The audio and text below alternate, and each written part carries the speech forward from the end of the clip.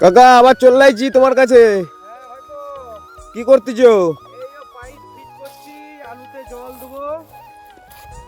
আলুতে জল দেবা?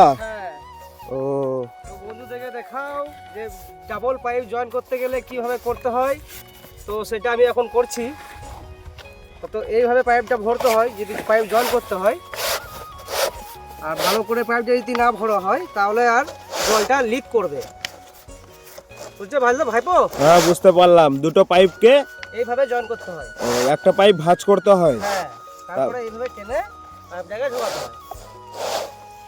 কাকা এই পাইপে কোন জমিটায় জল দেবে? এই তো এই জমিটা জল দেবো, এই তো ঢোকানো হয়ে গেল পাইপটা, এবং ওইখানটায় জলটা পড়বে।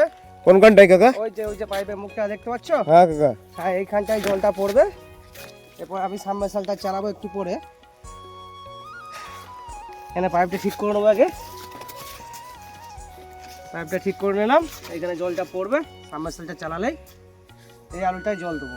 ও তাহলে আজকে জল দেওয়া কমপ্লিট? হ্যাঁ, আজকে জল দেওয়া মোটামুটি আজকে মতো এই জমিটা হয়ে গেলে কমপ্লিট। এই যে দেখছো সব আলুগুলোই। তাহলে কাকা তাহলে তুমি জল দাও, হ্যাঁ, আমি তাহলে ঘুরে আসি। ঘুরে এসো। হ্যাঁ আবার দেখা হবে কাকা। হ্যাঁ, ঠিক আছে।